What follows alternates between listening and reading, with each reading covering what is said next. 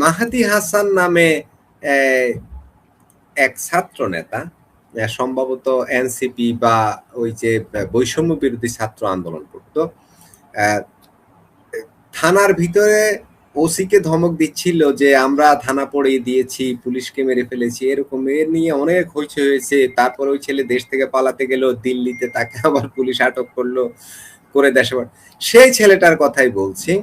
আজকে সেই ছেলেটা সোশ্যাল মিডিয়া মানে ফেসবুকে লাইভ করতেছিল তাকে, এবং বলতেছিল যে তাকে ছাত্রদল তাড়া করছে, তাকে দৌড়ানি দিচ্ছে, সে ওই যে একটা অটোরিকশায় করে সে দৌড়াইয়া যাইতেছে, এবং শেষ পর্যন্ত যাইতে যাইতে সামনে তখন থানা ছিল, ওই থানায় গিয়ে সে আশ্রয় নিয়েছে। অর্থাৎ যেই থানায় থানার পুলিশকে পুড়িয়ে দিয়েছিল সেই থানায় গিয়ে আশ্রয় নিয়েছিল।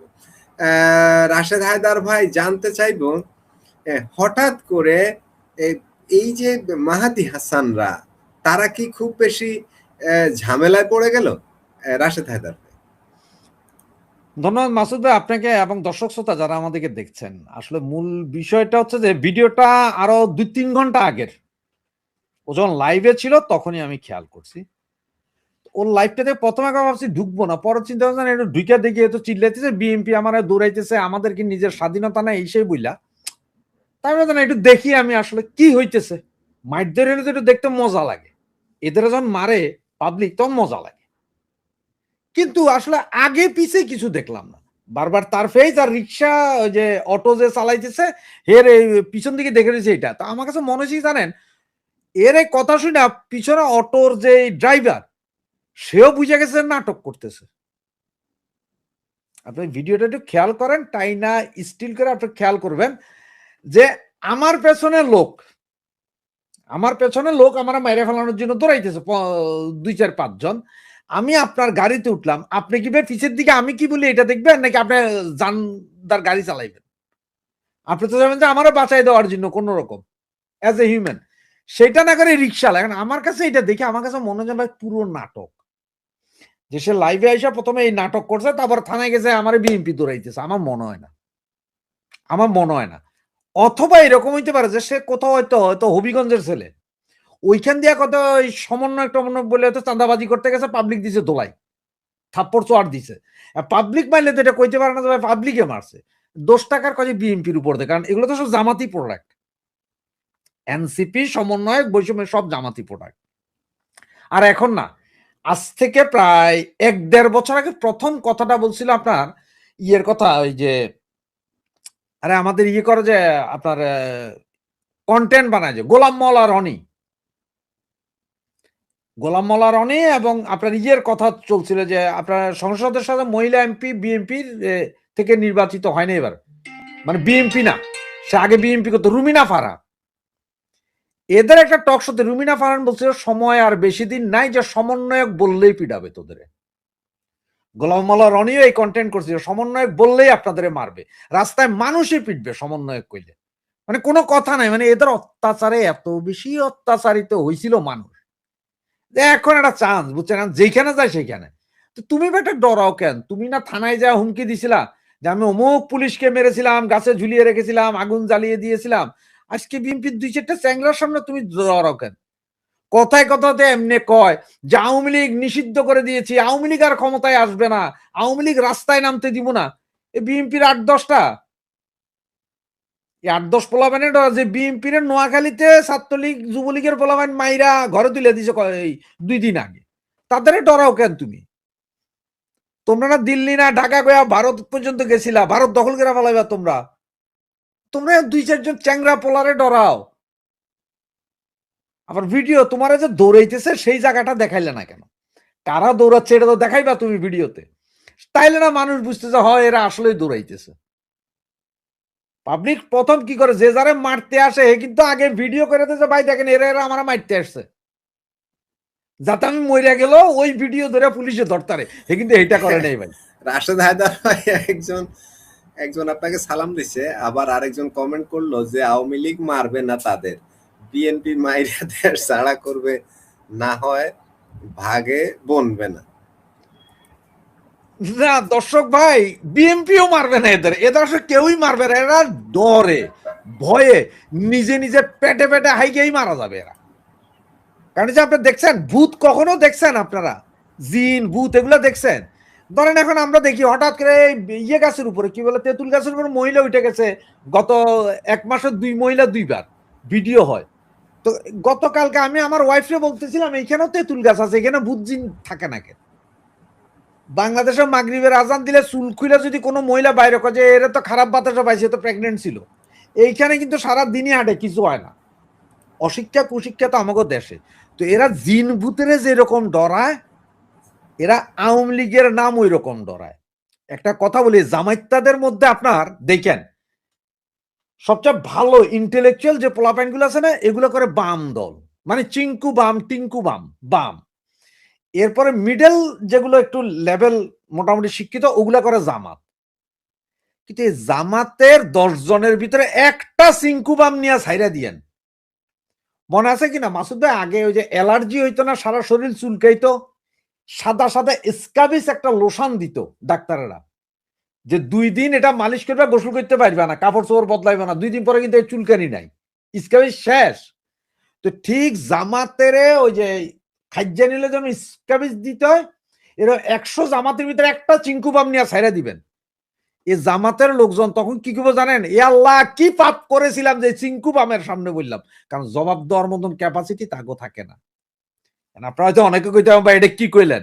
জামাতের আমির কে দেখছেন? হেবেটাও কিন্তু বাম, বাম থেকে এখন জামাত করে। এতদিন ওই যে বাম কইতেন, শাহবাগী কইতেন, যারা তাগরে আইন আবার আমরা জামাত করাইতে হয়। এই যে কাহিনী, এদের কেউ মারতে পারে না, নিজেরা নিজেরা মরবে। ফারুকিরিতে কেউ মারছে নাকি? কেউ তো মারে নাই। ও বাকলো কেন বউ বাচ্চা লইয়া? কি এমন ছিল? আসিফ নজরুল এখনো ভাগে নাই, ভাগবে।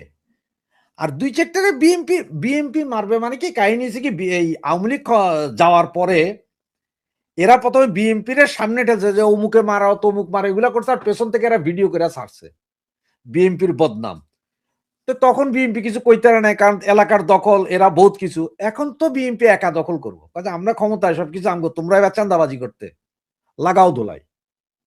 সুতরাং তবে আমার যেটা মনে হচ্ছে, এই ছেলেরে কেউ দৌড়ায় না, এটা নাটক, যে লাইম লাইটে আসার একটা নাটক।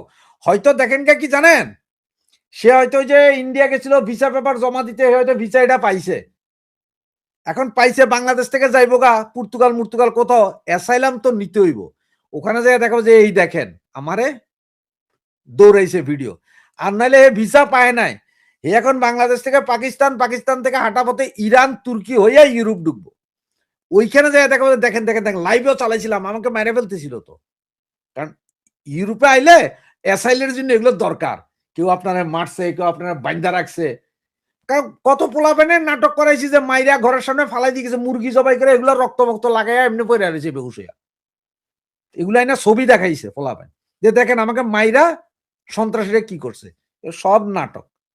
তা না হইলে আপনারা বলেন যে কেন কারা দৌড়াইতেছে, সেটা সে ভিডিওতে দেখাইল না, প্রথম প্রশ্ন। এবং মাসুদ ভাই, আপনি ফটো যেটা দেখাচ্ছেন, এটার আগে আরেকটা ছবি আছে, ওই যে ড্রাইভার হেড দিকে তাকায় রয়েছে, কারণ হে লাইভ করতে ড্রাইভার হেড দিকে তাকায় তাকে হাসে। এটা কি? এটা একটা ভিডিও, পুরো ভিডিওটা যদি দেখেন লাইভটা, সেখানে দেখবেন ড্রাইভার হাসতেছে, ক্লিয়ার বোঝা যায় নাটক। তো এগুলারে কি আপনি কি করবেন? তবে এরা ভয়ে আছে, আওয়ামী লীগ ছাত্রলীগ আরো যত মিছিল করবে, এরা মানে তত ভয়ে থাকবে।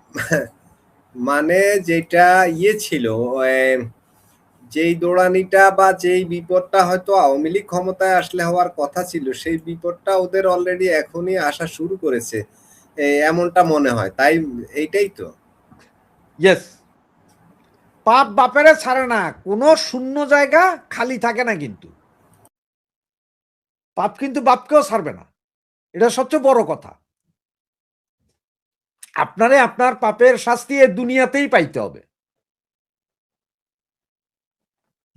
এই শাস্তি, এটা এদের শাস্তি, এদের কারোই শান্তি থাকবে না, অশান্তিতে ভরা যাবে। আর ওই যে কালকে আপনার একটা কথা বলতেছিলাম আমি, যখন আমরা বলতেছিলেন যে শেখ হাসিনা আসলে কি হবে, আমি বললাম না যে কোটি লোক হবে, 2-3 কোটি লোক হবে, কিন্তু একটা গাছের পাতাও ছিঁড়বে না এরা। আওয়ামী লীগ ক্ষমতা এসে এদের কারো একটা ফুলের টোকাও দিবে না, কারণ টোকা দেওয়ার দরকার হবে না, তো তার আগেই সব আতুরে ঘরে বইয়া থাকবো। এরা সব হাত পা ভাঙ্গা চুইরা মইরা যায় ঘরে পড়ে থাকবে। সুতরাং এদের কোনো কিছুই হবে না। আওয়ামী লীগ এদের মারতে হবে না, আওয়ামী লীগ এদেরকে মারবেও না কখনো। এটা সবচেয়ে বড় সত্য, চিরন্তন সত্য হচ্ছে এইটা। এরা তার আগেই দেখবেন যে এই অবস্থা। মাত্র পাকিস্তানের ভিসা করা শুরু করছে, আরো যাইবো। এখন তার অ্যাপারেন্স দেখেন, একটা ছেলেকে দৌড়াইলে সে যদি মৃত্যু ঝুঁকিতে থাকে, তার চেহারা তো অন্যরকম হবে। ভাই লাইভ করার চিন্তা আসেনি তখনও। ছাত্রদল আমার উপর এটা করতেছে, সামনের দিকে দেখাই ছাত্রদল আমার উপর গুটির সামনে এটা করতে আসতেছে। আমার টিম পার্সোনাল কোনো অপিনিয়ন দেওয়ার কোনো আমার অধিকার নাই।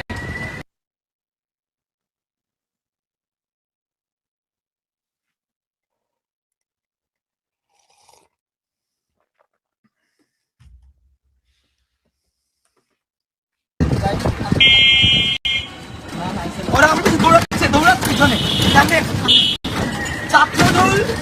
ছাত্রদলের পোলাপান আমাকে আমার পিছন থেকে আমাকে দাওয়া দিচ্ছে।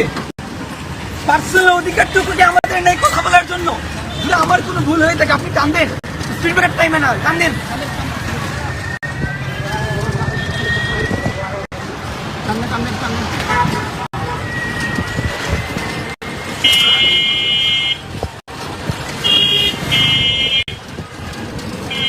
যেটা দেখলাম ওর পিছনেও যেটা দেখায়, পিছনে আসলে কাউকে দেখা যায় না, অথবা থাকলেও তারা অনেক দূরে।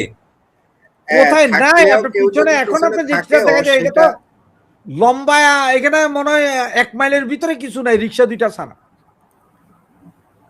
হ্যাঁ, ওই যে ব্যাটারি চালিত অটোটা খুব দ্রুত চালাইতেছে এবং চালাইয়া সামনে কিন্তু থানা ছিল। ওরা যাইয়া সেখানে থানায় ঢুকছে এবং থানায় ঢোকার পরে 1 ঘন্টা পরে তারা মোটামুটি ফেসবুকে একটা স্ট্যাটাস দিছে যে মাহাদি এখন নিরাপদ, মানে নিরাপদে সে আছে, এই ধরনের একটা স্ট্যাটাস ওরা দিছে। আহ, এখন আমরা ঠিক জানি না যে আদৌ ঘটনা সত্য কিনা।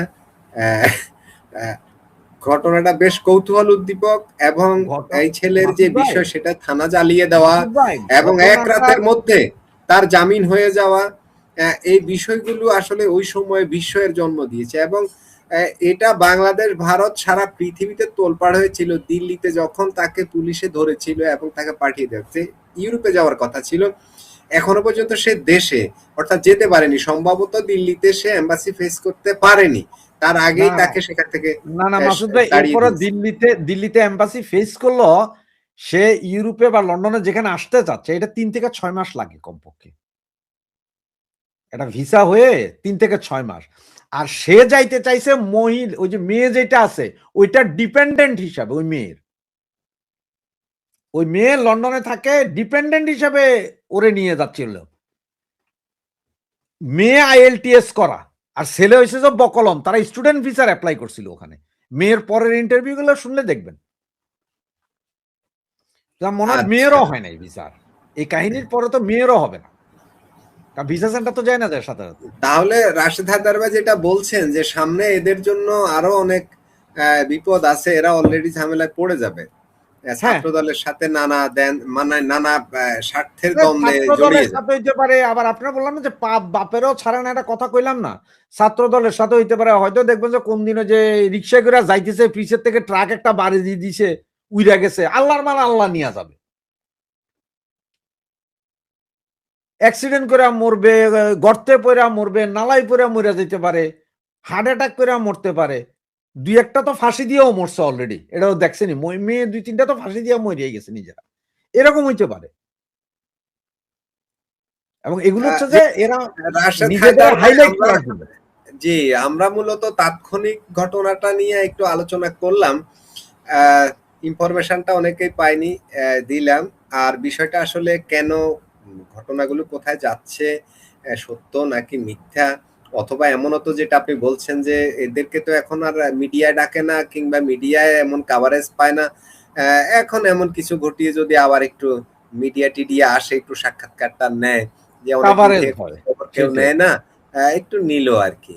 এরকম যে যেমন আমরা আলোচনা করলাম, তো তাতে কি হলো, তার নাম অন্তত কয়েক হাজার মানুষের কাছে তো গিয়ে পৌঁছে গেল আবার নতুন করে যে মাসুদ হ্যাঁ, কি এখন হয়েছে, কি যারা হয়েছে। এতক্ষণ দেখে নাই তারাও এখন যারা দেখবে যারা কি নিয়ে আলোচনা করছে মাসুদ ভাই আর রাশেদ ভাই, একটু দেখি আসলে কাহিনী কি। রাশেদ ভাই তো কইলো ভুয়া, রাশেদ ভাই ভুয়া কইলো, পিছনের লোক নাই, এবার আরো ভালো করে দেখুক, এইটাই করবে এরা এখন।